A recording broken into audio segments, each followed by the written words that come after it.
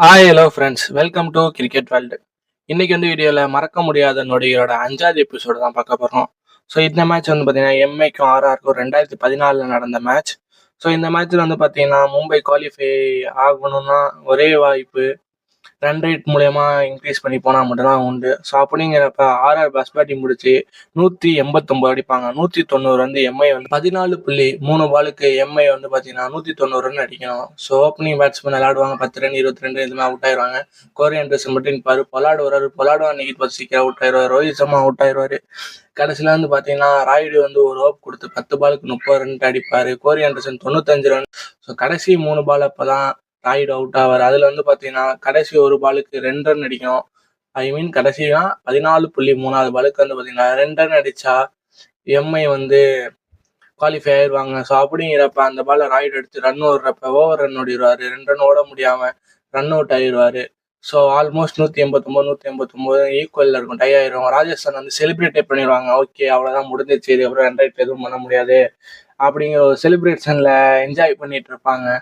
கடைசியில் பார்த்தீங்கன்னா அப்பன்னு பார்த்து ஈக்குவலாக இருக்கிறதுனால கடைசி இந்த பால் ஒரு பவுண்டரி அடிச்சா MI qualify. Next ball MI qualify ஆகணும்னா 4 பவுண்டரி அடிச்சு ஆகணும். கரெக்டாக ஆதித்யா டேரே உள்ளே வருவார். உள்ளே வரப்போ பார்த்தீங்கன்னா ஜேம்ஸ் ஃபால்க்னர் அவர் தான் ஓவர் போடுவார்.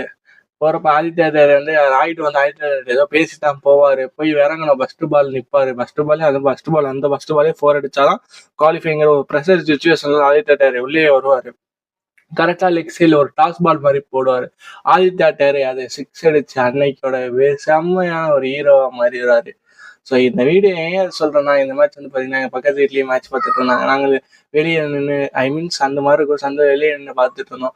நான் அந்த செட் டிவிலையும் பார்க்குறேன், இந்த டிவி ரெண்டு வீட்டு டிவிலையும் இப்படி ஓடி போய் பார்த்துட்டு இருக்கேன். என்ன ஆகுன்ட்டு கரெக்டாக அந்த பால் 6 அடித்தோட சரியான சிலை நான் கத்திட்டு இருந்தேன்.